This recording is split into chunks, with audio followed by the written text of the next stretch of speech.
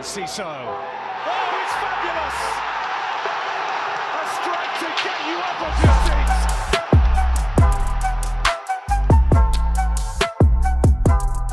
Hello and welcome to Seagulls Social season 5, episode 4. I know Ben's very particular about that, so apologies for that, Ben, mate. I ruined the intro.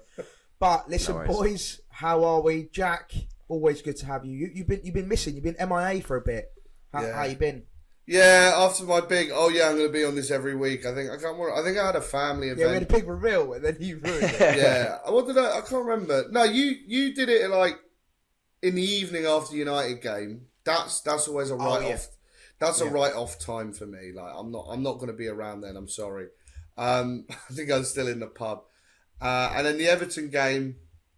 You at some sleepover, weren't you? With your Oh mate? yeah. I was at some friend's house, so That's- it was. We won't delve into that because that sounds a bit funny. Yeah, no, it's fun. I had a good time. All right, you did. But yeah, no, I'm here. It's I'm like very- Michael Jackson's Neverland, isn't it? You know? Yeah, it was. No, it was. It was good. It's good to be back, and I'm very happy with our point in North London. Yeah, it felt like an Arsenal loss the way they reacted, but we'll get into that. But yeah, Ben, how are we, mate? You're in Brighton. Yeah, I am. Change of scenery. Yep. Yeah, no, I'm staying in Brighton. Watched the game at the King and Queen. If you know, you know.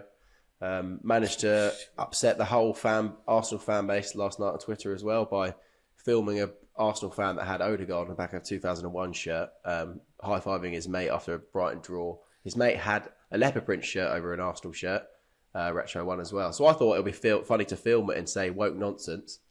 So it's done quite well, but Arsenal fans are absolutely rattled. So yeah, Arsenal fans are absolutely. Everyone was like, "Why is he being weird and filming people in a pub?" Yeah. Which is true. Which I did agree with that. It's a bit weird filming people in pubs, but it is funny. What you filmed was funny. Yeah, thank you. 100%. There's 100%. Both sides, both things are true. I agree with both. Also, I wasn't out there like trying to out people. It was just like part of it's a meme on Twitter saying woke nonsense. So like, yeah.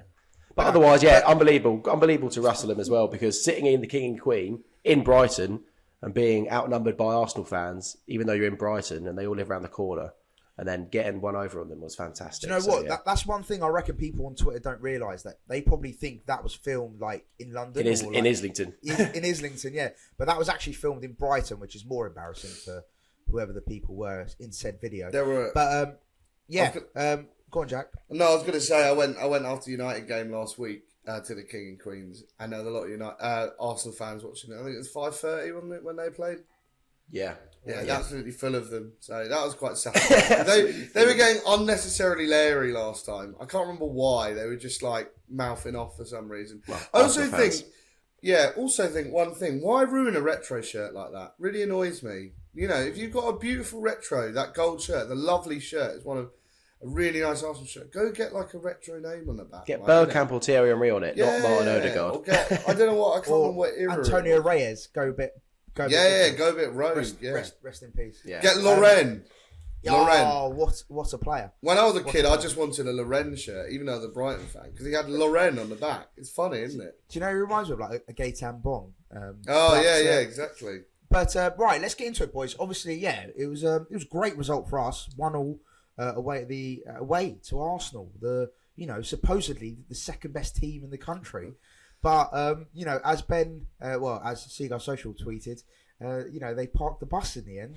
We left with a point. But Jack, let's start with you, mate. How was it at the Emirates? What was the atmosphere like? What was the mood before the game? The mood before the game wasn't great, to be honest. I think we had a little discussion on the train, and I think we all sort of expected a loss. I think you've got to give Arsenal a little bit of credit. Like, I think they're one of the best teams in the league. I think the league's quite open this year. I can't really call who's going to get top 4, but I think there's 3 teams who are definitely going to get in the top 4, who are probably Arsenal, City, and Liverpool. So it's one of the harder games you're going to play. We even had discussions like, if we lose like 4-0, people shouldn't overreact like it's a tough test. So, come away with the point is really, really good. I think the atmosphere was great. Limbs when it went in. We haven't had limbs like that for unbelievable. Yeah, just Pedro had to run to the other corner. If he'd run over there, So if I got one criticism, I did see someone say that actually. They were like, I find it really strange when they literally scored by the away end, but yet they run the opposite direction. It's a picked up by momentum, quite a though. few. It's you know what it is as well. When Mwepu done it at the Emirates as well, he ran over to the other side. I remember we filmed the podcast and I was livid. I was like, surely you run straight to the away fans. Surely. Yeah, I for know. Maybe you don't remember it. It's the I think it's the momentum though, isn't it? When you're running, like the direction he's running as he puts it in, he just carries on the. But then you see some people change direction and suddenly go back, and he could have Yeah. done that. But again, anyway. Do you know what it is as well? I think he wanted to give it some a little bit to Arsenal fans as well. Exactly. Because he gave it I think he'd done the old Danny Welbeck was giving it plenty. I don't know why. He seemed. I mean, when we got onto the red card, I've got something which was very funny that Danny Welbeck does. Yeah. But it's Danny Welbeck wanted to give it. So, it's really good to get the point. I think to be honest, like if I'm brutally honest, I don't think we would have without a red card. I don't think we would have got a point. They were looking really in control. See, I disagree on that because I think we were actually starting to sort of creep our way back into the game a little bit. I know in the beginning of the second half they had a few chances as well, which they could have easily scored. But do you know what? I get what you're saying. Yeah, look, obviously the red card helped massively. Can't deny that. Yeah. But I think at the same time we could have possibly nicked a point even without the red card. Yeah, but, I think if you look at their goal, it was a pretty much like a dunk mistake that led to their goal. We had Bart Verbruggen, who was incredible, luckily, so he kept us in the game. But if that, so easy to say, but if that Kai Havertz goal doesn't go in, it's 1-0 Brighton. And I do agree with Maz. Like, I feel like even with 11 men on both sides, like we were coming into the game, and I felt like I think that we would have had a moment to score. Maybe later in the game, we would have got it. I felt like that draw. I think we were growing. We were definitely growing into the game. Like I think first 10 minutes, I did fear the worst. I mean, Hinchwood was struggling on the left hand side for maybe the first 10. Saka seemed to have him on toast. But then as the game went on, he started to get a bit better. So I grew into it. Veltman had an absolute cracker. Like, he was really good at keeping Trossard quiet and winding up Declan Rice. He did really well. So maybe we got a point. I don't know. But I think the red card definitely helped. And then we probably could have and should have won it. If it wasn't for Ayari, he played really well, so I don't want to dig him out. But mate, when that happened in real time, I was like, he's got to score. He has to score. The fact that Raya was completely to his right hand side, and the whole left hand side of the goal was just gaping wide open. I was like, he's got to score. I'm sorry, but he has to score that. But again, not to shit on him. He had a great performance. He's played really well. Do you know what, Jack? Your shout for most improved for Ayari is looking very good. I mean, all I'm going to say, I said João Pedro top goal scorer and player of the year, which again is looking. To be fair, we all did. To be fair, but not hard. Not hard. Yeah. To be fair, it's looking like our predictions are looking pretty good at this stage. But Ayari's looking great, and I'm really happy for him actually because I think he's one of a few players that like a Jeremy Sarmiento, who's obviously then come back and gone back out on loan. That could easily happen to Ayari, but he hasn't. He's sort of fought for his place, and I think he's quite lucky as well. The competition in centre midfield is way less than out on the wings. I think as well, with Gilmour leaving, because I think that was one downer before the game when we were talking, saying I mean, I was always a little bit of a Gilmour skeptic. I'm not gutted about his departure. I think he's very easily replaceable, and we made profit on it. Not that actually matters, but I just don't know. I am a little bit of what does Gilmour do sometimes? But to have Ayari as another option, who's probably not going to be. I get Gilmour's argument that probably when the whole squad's fully fit, he's not going to play, which is fair enough. Whereas Ayari, when the whole squad is fit, he's probably not going to play. But he's a younger player, so he's probably more happy to sit on the bench. I respect him so much. The way he's come back from the two kind of poor loans, really. I know the Coventry one was very poor. The Blackburn wasn't an incredibly successful loan. Sorry. So to then now come in when James Milner gets injured, that's such a shame that he couldn't last 3 games in a row. Yeah. But Ayari filled his boots. And are we shocked, Ben? Seems to. No. I think there was a bit of sarcasm in my voice then when I said he couldn't last 3 games in a row. But which is gutting because I really want him to get that Premier League record as a think he Brighton will. shirt. It would be great. So hopefully he can get back fit and start playing some minutes, getting some minutes under Brighton.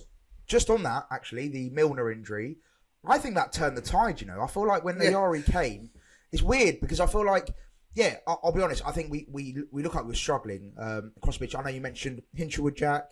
At left back, I thought, sadly, again, for the third game in a row, Harrison at Everton, Diallo against Man United, and then Saka against Arsenal. Sadly, he has looked really shaky at left back. But again, look, that's one thing I actually want to quickly talk about. I seen a bit of criticism. They're like, Hinshelwood's not it. And I'm like, what are you talking about? He's a centre midfielder playing at left back. Like, it's not about his technical ability. He's a brilliant player. He's just playing in a position that he's not comfortable in. And that's very clear to see. So he got shifted, didn't he, later on in the game when we brought him went to right back. And he went to right back and he looked a lot better. He's obviously a lot more, he's right footed, so he's going to be a lot more comfortable. Exactly. I think that does frustrate me. With the under-21s, I think I've seen him play every position on the pitch except goalkeeper. Because I've seen him play right back, left back, centre mid, on either wing. And he's been up top. He played up top against Chelsea, I think, in the under-23. So, it's bizarre, really. Yeah, it is mad because you're thinking of a centre midfielder, a youth player that's just been thrown in to fill in a gap last season. He's been put in a right back position in the Premier League, which is difficult in itself when you're not a right back. To then be thrown at left back, which is even more uncomfortable because it's not your natural side, playing against one of the best right wingers in the league, if not in the world.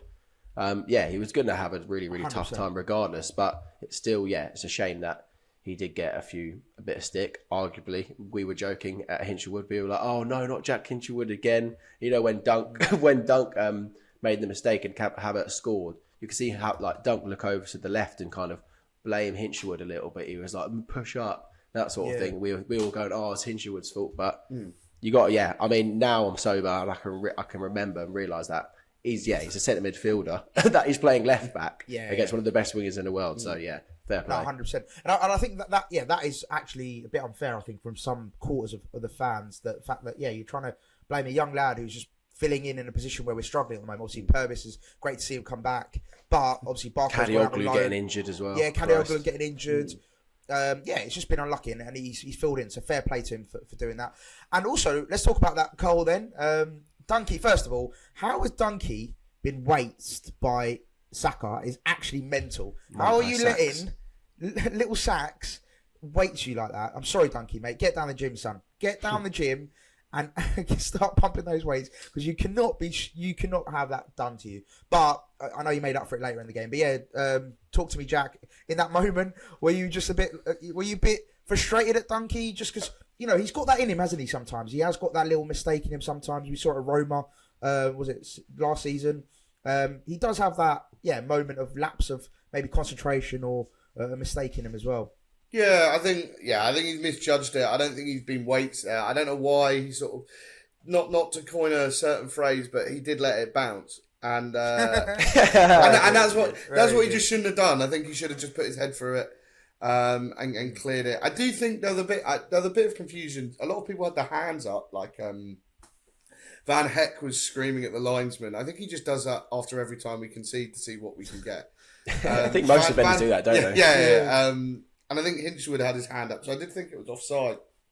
But I think we do forget. I mean, the quality finish from Havertz, like that lob over the keeper, is a very, very good finish. Oh, unbelievable! Yeah, great finish.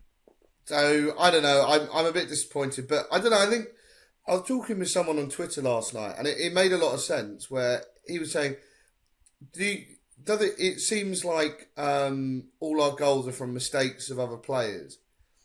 And then I was thinking, a lot of people are very, hypercritical in that, in theory, if a player scores a goal, it means the player hasn't had a perfect game. Yeah, literally. And so, mistakes are going to happen. I do think Dunk's look a little bit shaky since he's come back. Maybe because he hasn't had a full pre-season. But I was about to say that, lack of pre-season probably. Lack of pre-season. But has he, though? He was training with England for, 2 He months. was.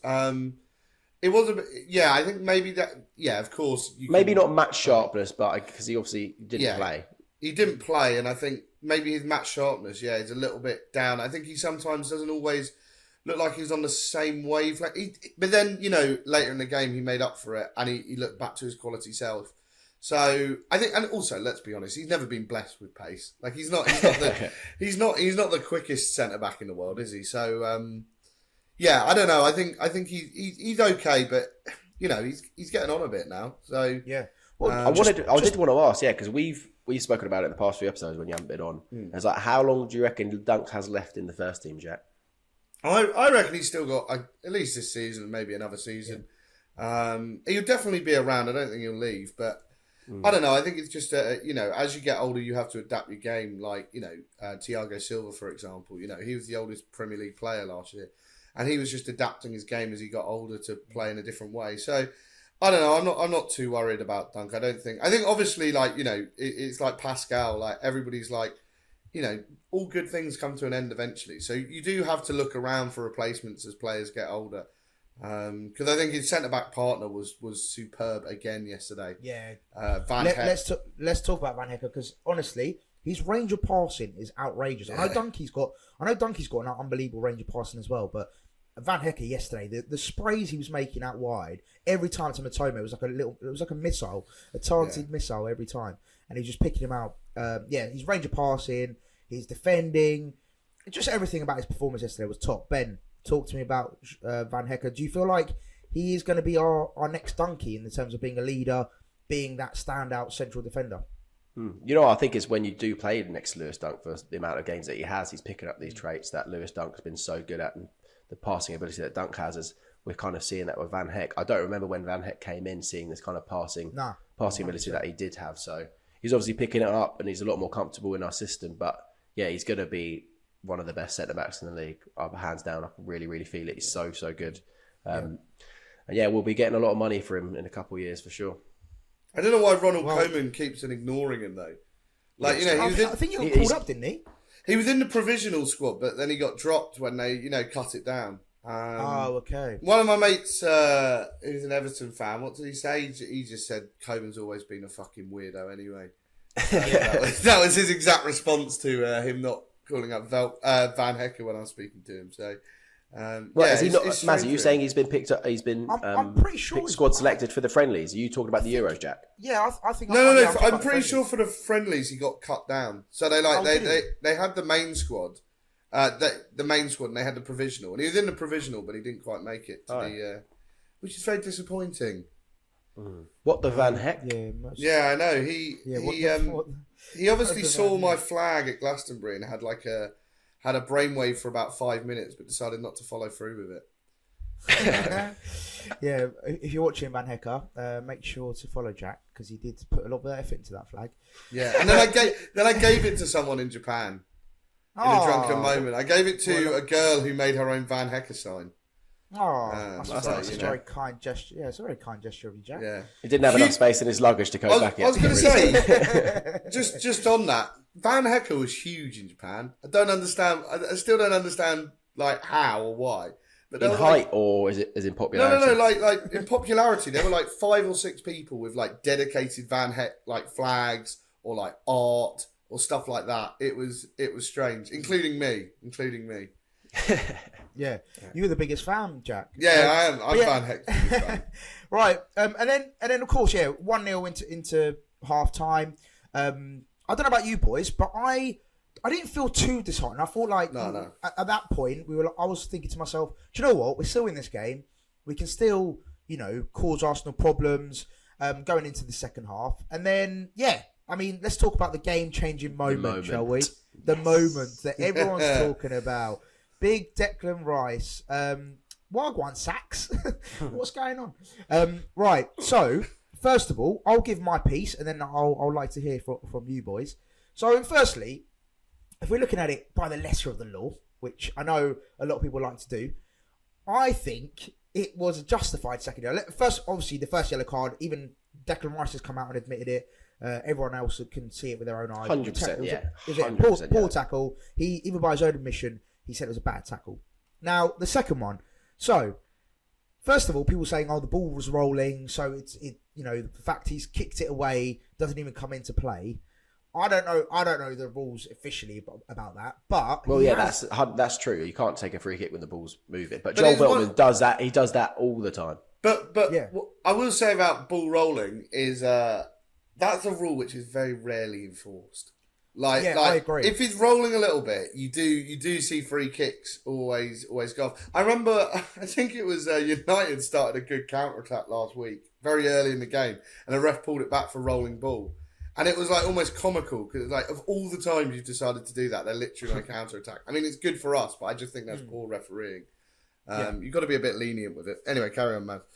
Sorry. And then, so the fact that Declan Rice had kicked the ball away, in my opinion, that is a yellow card. However, we've got to pull it back to the first half where João Pedro, as we all saw, ran and just absolutely booted the ball and didn't get a yellow card. Now, where the problem lies is the referee has been inconsistent. The referee was poor all game, in my opinion. I don't think he was great. And he's been inconsistent by the fact he's not given João Pedro a yellow card, and that's where the frustration comes in. Which Can I add something, though? Go on. You could, if I'm being really, really critical, you could say, well, Arteta should be booked for being outside his technical area again. So then you're saying, well, can't. No, but it's true. He always is. True, so, yeah. like, if João Pedro is going to get booked, which Arteta's miles out of his box, so then he gets booked. Then it kind of, even if João Pedro does get booked, by the way, Declan Rice still gets booked and still gets sent off. No, 100%. But this is the thing. I think it's the inconsistencies that people get frustrated about, and that's why I get from the Arsenal perspective why they're frustrated, because the referee has been completely inconsistent there by not giving João Pedro a yellow, but then the fact still remains. What Declan Rice did was a yellow card offence. Yeah. So I think this is the problem where it lies. So in my opinion, it was a justified red card. But Jack, what about you? What do you think? I do think the consistency is poor on it. I do think it's really harsh. I do think it's harsh, but it's also if it happened to us, you'd be frustrated. Yeah, I'd be annoyed, but also at the same time, like I was talking to a couple of mates who are Arsenal fans. Obviously, at the game, everybody's head was hot. Maybe a few hours after the game, I was talking to a few mates, and I think they were all in agreement that like he's an experienced, good enough player. Why is he even getting himself involved in that situation when he's on a yellow card? He should it's his have first ever career red card. Yeah, exactly. And I think like he should be experienced enough, because he's an intelligent player, he's an experienced player. He shouldn't be getting himself involved in that situation to get sent off. He shouldn't be messing around with a free kick trying to waste time. Do you think Veltman? Sorry, just quickly. Do you think Veltman done well there in terms of getting him to react like that? He's a master of the dark arts. He's an absolute master of it. Like I don't think he's actually appreciated how good he is at the dark arts, because he's also quite a nice guy at doing it. Like I don't know if you remember when we played against Palace and he had Zaha in his pocket for the entire game. I remember. Yeah, I mean, unbelievable performance from Veltman then. But every time he'd like pull Zaha down or tackle him, he'd always lean over and help him up and like always shake his hand. And he did the same with Declan Rice. You know, he's booted him sort of accidentally. He's lying on the floor. He gets sent off, and just before he gets sent off, Veltman's like helping him up. And they've already agreed an apology. So he's very good at that. You know, you were saying about the João Pedro one though. Now I've looked at that situation, and I do agree with you about the inconsistency. That was definitely a yellow card offence. Someone brought up, if he didn't kick it, I mean, this was a stupid one, but it did make me laugh. If he didn't kick it, then Arteta would have controlled the ball and given it to their player, leading to a quick restart because he's outside the area. Which I was like, yeah. But then I was like, that is the definition of delaying the restart. But actually, I think this is quite an important thing with the referee. The referee had his back turned to him booting the ball away. So he didn't see him boot the ball away. And he hadn't blown his whistle to indicate it was out of play. Now, it obviously was out of play because it was quite far out. But as far as the referee aware, it's only just gone out, and he kicked it away. So the referee hasn't blown his whistle yet to say the ball is definitely out of play. Now, when you're at that level, you can't see like that it's quite far out, only just out the area. Now, this is where Arsenal fans are probably losing their mind. And when they actually think about it, they'll think, yeah, that would be really stupid.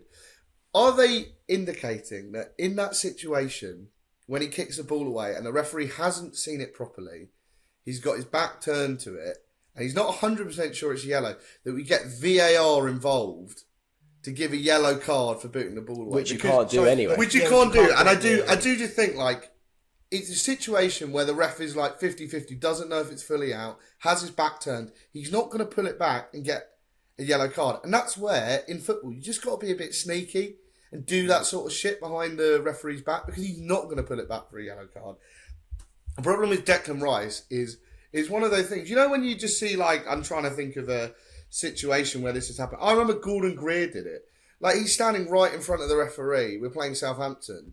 Luckily, we were 3-0 up at the time, but we were playing Southampton. He just punched the opposition player, like, in the stomach, directly in the view of the ref.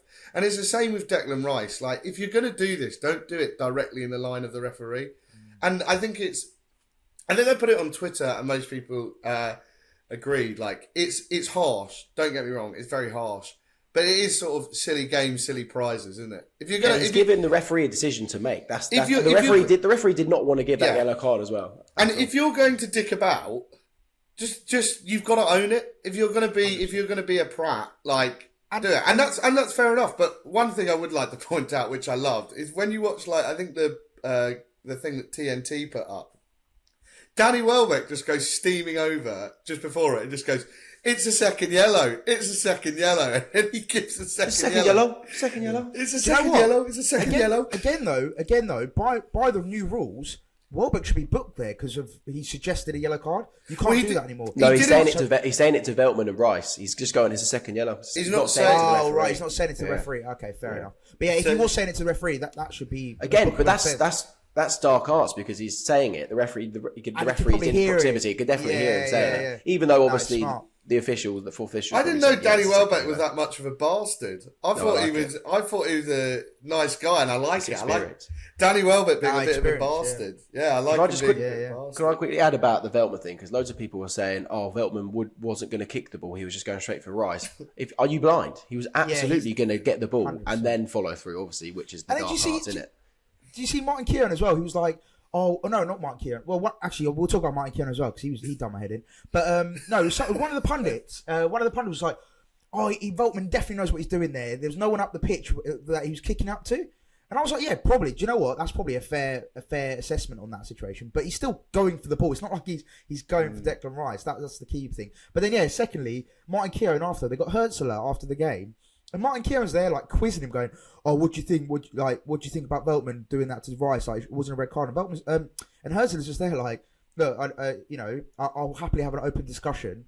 But like Martin Kieran's going at him, and I'm like, "What are you doing, mate? The guy's like here to talk about the one all. Like, he's got really good. He's 31. He's just a child. Relax." yeah, exactly. Yeah, Kieran's double his age, mate. He's younger than Veltman. Ask Veltman. He's the adult in the situation. That's actually mental, isn't it? But yeah, so I found it funny that how a few of the pundits and stuff like that had a bit of a meltdown. But yeah, we can all agree. Yeah, do we all agree that it was a second yellow? Absolutely. It was. I did think it was harsh, but I don't care because we got a point. So exactly. You know what? Declan Rice gave the opportunity to get another yellow card, and he forgot that he was already on a yellow, and it was a stupid mistake from him. And he gave Brighton the opportunity to shithouse their way in that situation with Joel Veltman kicking him. So yeah. But it was hilarious though. Like the fact that we were like, "Oh my god, Veltman's going to go off," and then it getting shown to Declan Rice. That was like pure cinema. So I thought Veltman had, or I thought our player had been sent off there. And then I bet in the stadium, because I'll be honest, even watching it, I've got to be honest, I was confused. I was in the bar, and I walked down, and I literally, as I walked down, it was everybody was shouting and going like, and then Pedro just started walking over, like doing his hands up like that, and we were like, "Oh, surely it's not our player sent off if he's doing that." And then Rice walked off, so it was all a bit strange. Lovely stuff, really. Yeah, but so that obviously did give us an advantage. We can't deny that. So let's talk about the João Pedro goal. Dunkey making up for his earlier mistake with an unbelievable pass. And you know what? Credit to Minter as well for the run, because he pointed, didn't he, into the direction he wanted it. And he made that darting little run in behind, which was a great little curbing run and a beautiful ball by Dunk. We saw that, what was it, 3 seasons ago at Watford? Do you remember that? Yeah. I think his first game of the season. Yeah, away to Morpay. Yeah, I remember. That's it. Yeah, like he just done that absolute through ball, unbelievable. So brilliant ball from Dunkey and a fantastic run from Minter. Unlucky not to score, but then João Pedro at hand, always there when you need him. He's really good at that, isn't he, Ben? Being in the right position at the right time. We saw that at Man United last week, and then we saw it at Arsenal yesterday as well. He just seems to be... He's got that prowess, doesn't he? I got asked, actually, just quickly, about when I was on the preview with Cecil doing the Arsenal stuff. We actually spoke about Jesus and like the comparisons. And I was like, João Pedro is sort of a little bit similar. However, he's a way better finisher. And I feel like that's what stands João Pedro out in comparison to him. So, yeah, he's always there, isn't he? And he's always, basically putting in the back of the net. He could do a lot more than Gabby Jesus, to be fair. Like, I know some people probably think that Jesus is better than João Pedro, but I think arguably now looking at it this season especially, João Pedro is miles clear. He has a lot more to his game. He could do what Gabby Jesus does, but he can also... Mate, the little body feint is unbelievable. He can actually play up front as a number 9, which Jesus literally even admitted last season. He was like, oh yeah, goal scoring is not my strong suit. It's like, you're a fucking number 9, you donut. So what is your strong suit? What are you, 9.5 or whatever Xerxes said? But João Pedro could do it all. He can be a 10, he can play on the wing, and he can be a number 9, and he's so good. And big game player again, back-to-back goals, phenomenal star. And I absolutely adore him. Such a sexy Brazilian.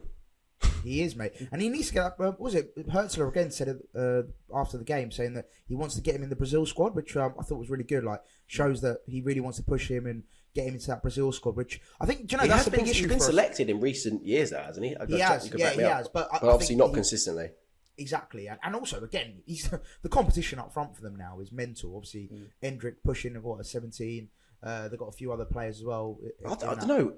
As an actual number 9, though, other than Richarlison, maybe, but Richarlison's not there. Gabby Jesus ain't it. I mean, on the wings, but Brazil have unbelievable talent. But I feel like if they actually want to play like a number 9, maybe I'm missing someone that's screaming at me. But João Pedro is probably one of their best number 9, like actual number 9s they've got at the moment. Surely, yeah. You could argue that, yeah. Jack, what do you think about João Pedro's performances so far? Obviously, he's been pretty big influence in the past 3 games. Well, I've left him on the bench 2 weeks in a row on fantasy, so I'm not very happy with that. But I think he's done really well. I think he's, I was talking with a couple of mates after the game. We were just saying like he's complete. He's so much like as a centre forward. He's almost like a complete forward. He can, like you say, he can play all these positions. And this is not because I did very much enjoy Neil Maupay's time with Brighton, but. You look at the comparison, you look at what Pedro brings compared to Maupay, and like what Pedro brings, he can, with the ball at his feet, he did some really good runs late on. I mean, they didn't quite come off, but he can get it around the box, he gets it out to Matoma. Yeah. He's always, like you say, he's always in the right place. And I don't know whether that's more of a conscious thing with Brighton this season, but it does seem like our positioning attacking wise, which seems strange because under De Zerbi it was quite good. But you look at the goal, first goal at Everton, Matoma's just arriving at the perfect time to slot that home. When we scored against United in the last minute, there were about 4 players lining up, ready to head it in. And the same with Welbeck's first goal against United. There was someone just behind. And, as much as Minter probably could have put it in, I think it was getting a more difficult chance as more defenders got back. Pedro's just there, ready to put it in. And I just think he's fantastic. I really, really like João Pedro. I think he's done really well this season. I do just wonder why a bigger club hasn't even like that. I was just about to say that many rumours. Like, not that I want him to go, but with the level that he is, someone like Man City and Arsenal always looking for second choice strikers and stuff like that. They've not even had a sniff. So. And now I expect we'll have him for the season because we don't sell in January, do we? So, if he had a great season again, he scored 20 goals last season. We haven't had a striker who scored 20 goals in the season since Glenn Murray in the Championship. And then before that, we didn't have one since like Tom Ahmed and Glenn Murray. And so to have like a consistently goal scoring striker, admittedly a lot of them were penalties and a lot in Europa League and FA Cup and whatever, but I think he scored 7 in the league. Yeah. 7. Slightly different, but he does look the real deal, and as well complimenting him with Danny Welbeck and Evan Ferguson as well when he's back fit. We've got a hell of a front line, a hell of a 100%. Striker choice. That's 3 very decent strikers on their day. Yeah. I think the fact that we kept him was a big statement of intent. Yeah. I think because we've sold arguably our best players in the last 5 seasons every season. So the fact that for one window we've actually kept hold of our star players, which was actually down to probably the fact that we were so poor at the back end of the last season and no one caught an eye. So yeah, thank you for that, Rob. I do want to talk about one striker that's gone missing. Obviously, Evan Ferguson. I saw his link with some teams in the summer. We haven't seen and City. Sorry, we haven't seen anything of him. You don't really see him in the training videos, but he's still selected for the Ireland team, which is strange. So I actually have no idea what's going on with Evan Ferguson. He was on the bench on Tuesday against Crawley. Oh, was he?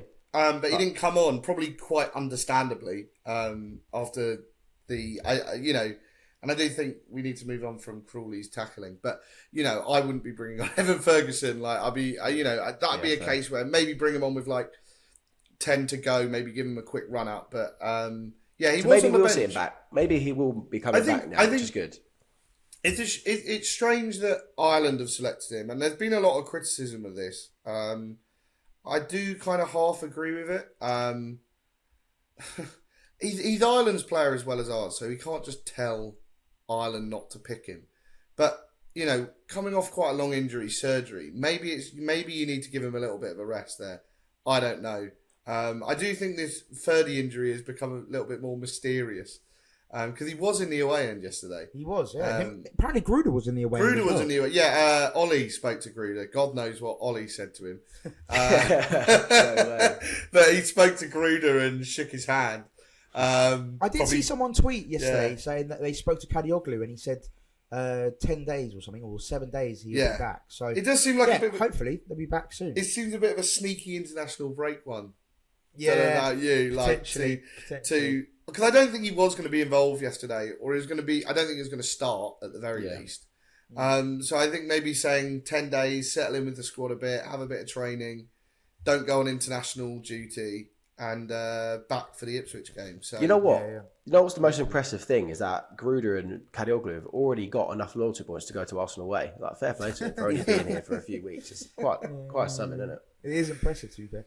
But let's move on as well to the Ayari chance. We have briefly spoken about it, but when I was watching it, I just had my head in my hands. I was like, anywhere else. Literally anywhere but at straight at Raya. And that was 2-1 Brighton, and I felt like we were definitely the better side after that red card. I know it goes without saying, but we definitely had the majority of possession. It looked like we were going to be the most threatening. However, they did have their chances, which we are going to talk about quickly as well. But that Ayari chance.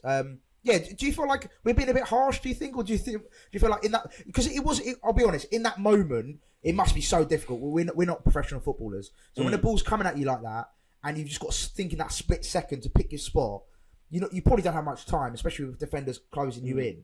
So, are we being a bit harsh, or do you feel like that should have been in the back of the net? I mean, some people, if you're being super critical, people are saying he should have looked up and it would have been a different story. But you could also say on the flip side, he might have been thinking, right, Raya's now going to run to the far side, and he might try and catch him out on the side he was coming from. So that's what I don't say. We won't know what Ayari was thinking. My idea is that he just thought, fuck, the ball's fallen to me here. Let me just twat it quickly, so Raya has no chance. I don't know if he was probably thinking in that moment. I could be being harsh and super critical there, but the way on target, wasn't it? It would have been an unbelievable finish if it went in. 100%. But there's such an open space in that goal to aim for. It's such a shame that didn't go in, because genuinely I think we would have gone on to win that match, and obviously the scoreline would have said that we would have. But I mean, I'm happy with the draw, but that was a very, very big chance. Yeah, I think maybe to be slightly critical of Brighton, in general at the end, I think we played a really good game, and I think Arsenal, even with 10 men, they were very solid defensively. They're very good at dropping into their shape. I will give Arsenal credit for that. I do think they almost caught us on the counter as well once. So it's no mean feat to draw with them. But I do think some of our attacking play when they were down to 10, maybe going on, it was a little bit rushed, a little bit. I don't like using the word hyperactive, but it was a bit like people just trying stuff. I think Purvis came on and blasted a couple into the stratosphere. Belabor had a few as well. Yeah, I mean, Belabor, one of those shots was going in. I think. Oh, Gabriel. Mate, when it hit him right in the midriff. Yeah. Yeah, exactly. He was struggling. Yeah. One day He sent Gabriel to Mars there, didn't he? Yeah, I think did, one day believers. It's like when before Basuma scored, it was like one day Basuma's just going to get a ball and he's going to like rip the net off. And I think he did. Was it against Burnley? He finally scored and like curled that one in, and it was like, oh yeah, he's ripped the net off there. I thought Believer did really well actually. He was really good second half. 100%. Yeah, I thought first half he looked a bit shaky, but I think second half definitely grew into the game for sure. Yeah. And let's talk about the great save for Barugan. Great to see him back as well in the starting 11. I know he played against Crawley, but in the league, great to see him back in that starting 11. Very important that we get him as well, our complete number one. I know Hurzeler has said it a few times now that he's not going to have this number 1 and 2 situation. So looks like Verbruggen's going to be our number 1, which is great. And yeah, he made a huge save. Havertz through on goal. Again, was it Van Hecker was sort of battling him? He got past him. And yeah, great save with his leg from Verbruggen. How important is he's going to be, Ben, do you reckon, this season? Because he obviously had a great Euros as well. And it's great to see him hit the ground running again. And he made some key saves. I think he made, was it 6 saves, 7 saves? I've got it in front. Yeah, 6 saves, 1.43 goals prevented, if you are an XG merchant. 28 passes, 79% completion rate. I'm just reading someone else's tweet, Jake Talks Football. But yeah, he was really, really good. And I'm so glad that he's going to be like our actual number 1. And there's not going to be any rotation because, consistency, you can tell what it does. Look at how good Bart Verbruggen is now. That he's had some consistency. I just wish De Zerbi saw that at the beginning of the season last year. So, but yeah, he's going to be really, really good for us. On the contrary, I think it actually worked out perfectly the way he actually ended up rotating in the end. I know in hindsight, hindsight's a beautiful thing, but at the moment, obviously, I was just as frustrated as all of us. I was like, why does he keep rotating? I don't like it. But actually, in hindsight now, probably actually benefited him, like the fact he wasn't playing week in, week out. So yeah, well, now hopefully he does have a proper run of games. But yeah, Jack, good to see Verbruggen back. Yeah, definitely. I think he did quite well. I'm glad. And still, obviously, great experience goalkeeper. I think the interesting one, I think we should have just stuck with him at number 1 after a certain point last season. But, for example, I remember the Man City home game. What did we lose? 4-0? 5-0? I can't remember. 4-1? Can't remember. Anyway, he put Steele in for that game. And that was always going to be a tough game as the passing game.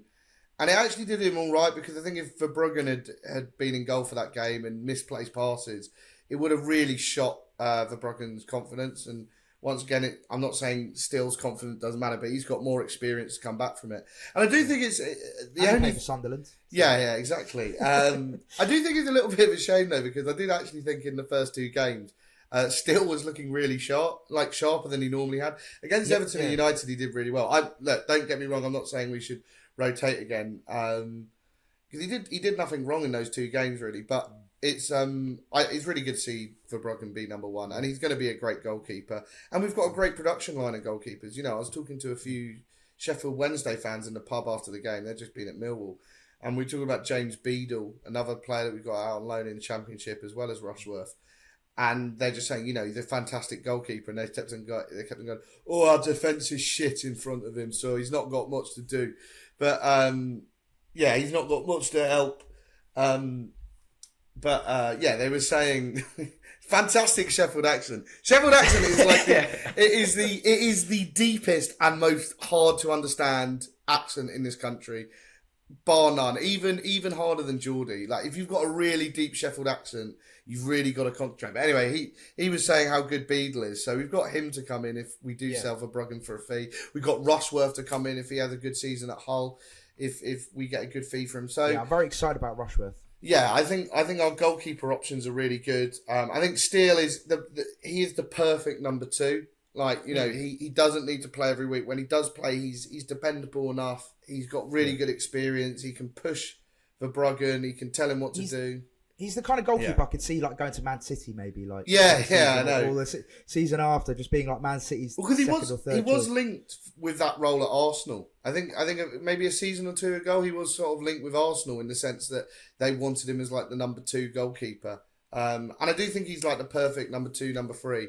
And I think he's pretty happy here. So yeah, I think hopefully this works out really well. After a season sort of testing the waters with Verbruggen, it'll be good to see how he gets on here. I think we definitely needed that to happen, and for him to go to the Euros, have a good Euros, and then come back as the number one. Right, final sort of 3 points I want to just touch on. Let's talk about positive substitutions, because I made a note of that. I think even in the Man United game, Hurzeler made some really positive substitution. He done it again. He brought on Adingra, brought on Enciso, brought on Rutter, like very attacking players. And the depth we've got on the bench is amazing to see. So the fact that he's making these positive substitutions is really, really good to see. And they usually have an impact, don't they? I know Rutter had a few chances which I want to talk about. Had that header, didn't he? Had that header, which was, just come off his shoulder, and he didn't look that convincing, really. And then he had that shot as well, which went completely wayward. He looks like there's definitely a player in him, but I believe the big consensus was his finishing's a bit off, which I think we're starting to see a little bit. I know it's only been a couple of games. But yeah, what do we think of Ruta Ben? Do you feel like he's going to be that starting sort of number 10 maybe? I can't imagine he'll be starting anytime soon. Maybe get some like minutes off the bench, which he has been getting. It'd be unfair to be too critical on him because he hasn't really played too many minutes for us, has he? I think he'll definitely be a very, very, very good player for us soon. But yeah, he's getting minutes under his belt. I'm sure a goal will come very, very soon. He's a lot bigger than I thought it was going to be. He's really, really big, but I just don't know whether he's better in the middle. In size of like tall or wide? Big boned, I'd say. Right. He's very built, isn't he? Yeah, he's very built. I thought he would be a bit more smaller. I mean, don't get me wrong, I like that. I think he reminds me of Pedro a little bit, sort of a similar kind of build. I just think he'll be better going through the middle, though. I don't know if playing him on the right doesn't seem too good on the right. Obviously, that's just because we've got so many players that can play on that front three and in the number 10 as well. So he's obviously battling for positions, and if he can only play right wing at the moment, it's obviously a shame. But eventually he'll get some time in the middle, and I'm sure we'll see him thrive. I think when he hasn't so far, and he's looked really fit and he's looked really good. But it almost feels like when Welbeck runs out of steam, I can see him coming in that Welbeck role alongside Pedro. Yeah. I do think his big 100%. Game last year, especially for Leeds, was assists though. So it'd be interesting to see sort of how that, because I think in the summer we had to sort of replace assists rather than goals. Like, I don't think we lost out on any goals that we were scoring with Gross, but the amount of assists he brings. So if you can get players bringing who assist, and I think that's why you look at who we brought in: Gruder, Matt O'Reilly, and Rutter. They're all big assist makers, and that's their sort of game. So yeah, it'd be interesting to see. I like Rutter. He seems like a very happy guy. I've never seen a guy so happy all the time. Jack, he's at Brighton Hove Albion, mate. What is there not to be happy about? Exactly.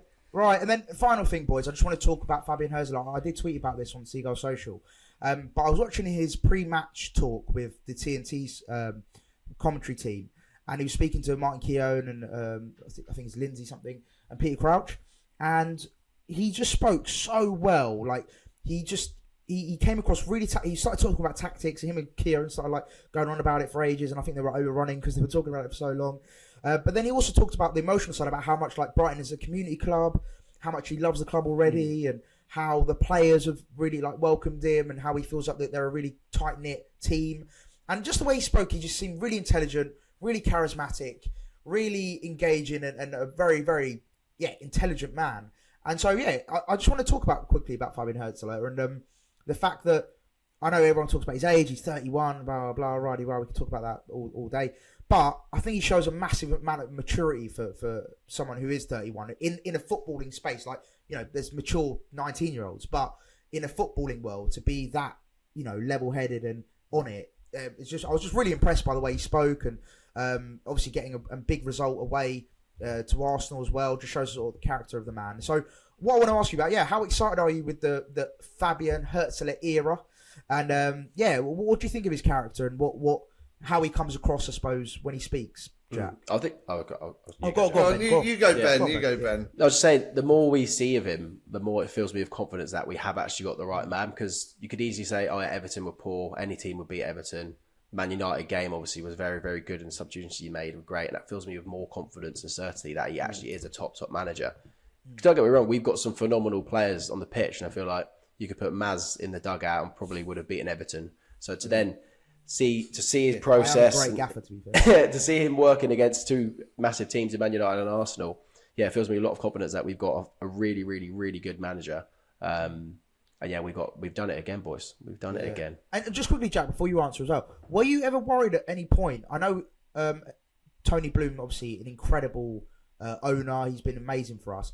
Was there any point when De Zerbi left, were you worried with the direction the club was going in? Yeah. Or were you always confident? Massively. I think I put it on Twitter, and I'll genuinely eat my words on that completely. I did think that when we sacked De Zerbi, it was sort of like, oh, we don't like this dissenting voice. We just kind of want to settle for mid-table, and that's definitely not been the case. I think we've made a very left field appointment, which is what I wanted. I think when some of the original names were coming out, and it's not just Potter. I think it was people like Cooper, something like that. It just didn't inspire. Didn't fill you with confidence? No, it didn't inspire. Whereas, I think, when the name did come out, I think I spoke to somebody who said, that they knew someone who knew Tony Bloom or something like that, and that we've already identified what manager we want. This was maybe 2 or 3 weeks into it, and he's a name which hasn't been linked in the media, and he's from a foreign league. And I was like, that's a sort of perfect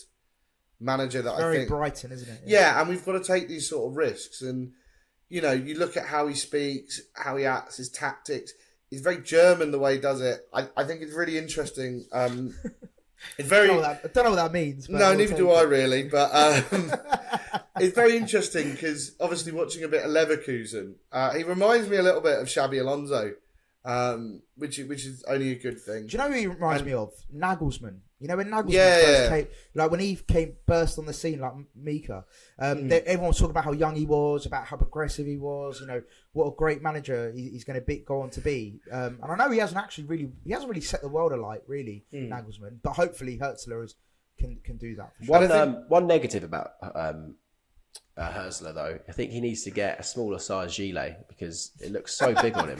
I don't know where that was going. But I like it a lot. His clobber, he needs to sort out his clobber a little bit. He's getting sorted out his better, haircut, to be fair. Yeah, he sorted out his hair because I was really worried that he was going to be wearing a hat for everything. Like he would wear a hat to a funeral at one point. You can tell. Do you know? He's active on socials. I've seen him. He's obviously got Insta and stuff. Yeah. I reckon he definitely saw all the memes. He's 31 years old, mate. He was literally. He's obviously he's gonna be. He's growing up on socials. He's in DMs, mate. He's on Twitter. He's doing stuff. He's playing Candy Crush on the way. He's got a burner.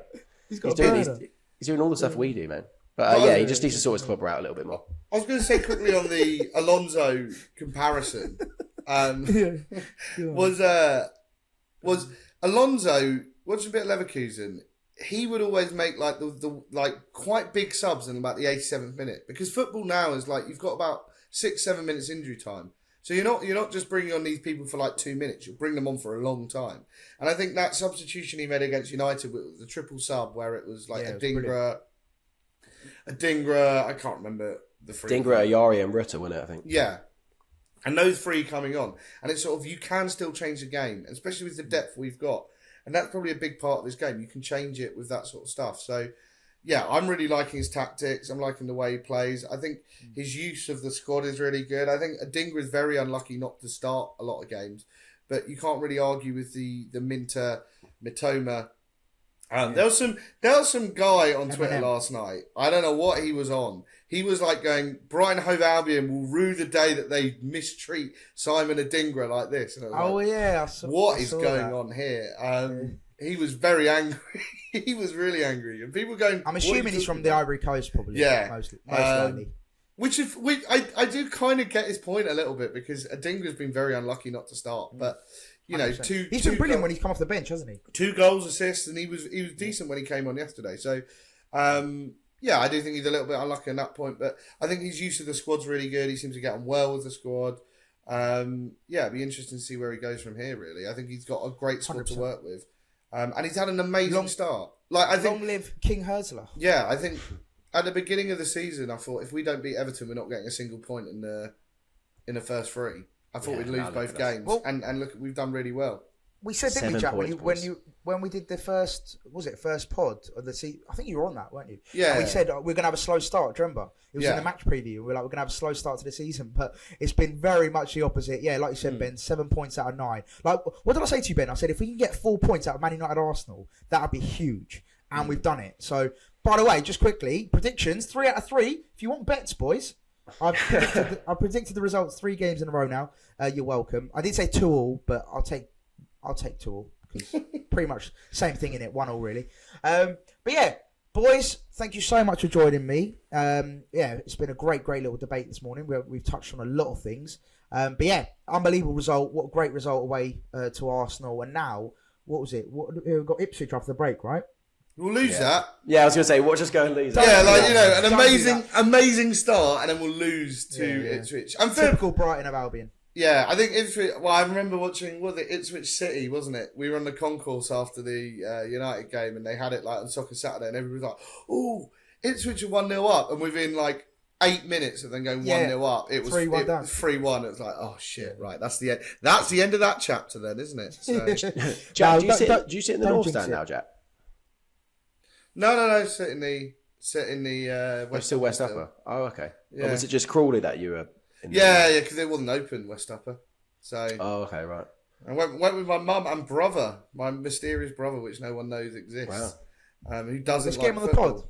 He doesn't like football at all. That's so funny. You literally got chalk and cheese, Yeah. haven't you? Jack and his brother. Yeah. Jack What's he is obsessed addicted. with? I don't know. He likes Warhammer. Class A's. Cheese. Yeah, Warhammer. No, definitely not. Warhammer and music. He likes his music a lot more. Get him some Oasis tickets, Jack.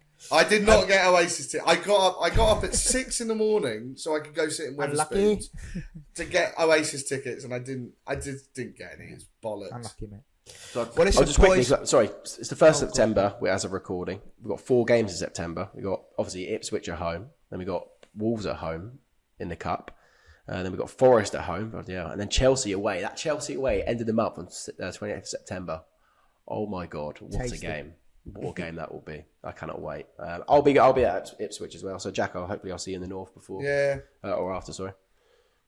All right, boys. Yeah. Thank you so much. As per usual, please like, comment, and subscribe. All that good stuff. And there you go. We've got an hour pod for all the people that moaning about, you only give us 20-minute pods. We're giving you an hour now, and this is going to take a really long time to edit because my internet is shocking. So you're welcome, and you should appreciate us more. And yeah, like, comment, subscribe, all that good stuff. And also give us a 5-star rating if you're listening on Apple and Spotify. Boys, always a pleasure. Never a chore. Never a chore. And we shall see you after the international break, I'm assuming. Yeah, boy. Ipswich preview. Yeah, Ipswich preview. bit of bizzle. Bye.